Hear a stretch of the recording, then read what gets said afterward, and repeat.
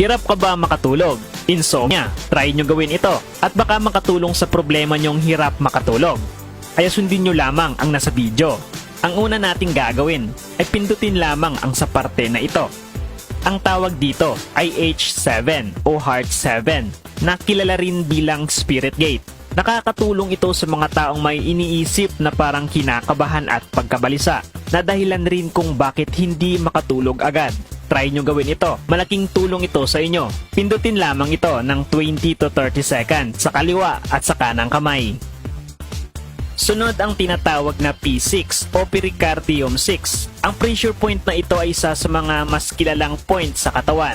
Ito ay itinuturing na isa sa mga pinakakapaki-pakinabang na pressure point sa taong nahihirapan makatulog dahil sa pagkapalisa, nerbiyos at palpitation ng puso. Pindutin lamang ito ng 20 to 30 seconds sa kaliwa at sa kanang kamay.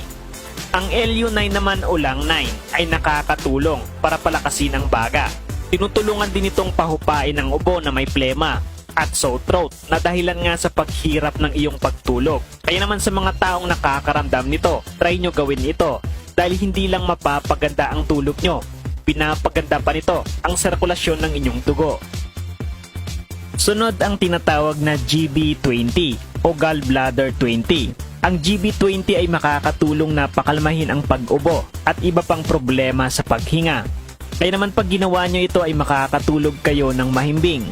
I-massage lamang ang sa parte na ito, 20 to 30 seconds. Ngayon naman ay ipapakita ko sa inyo kung paano magmasahe ng kamay para ma-refresh ang ating utak at matulungan tayong makatulog agad.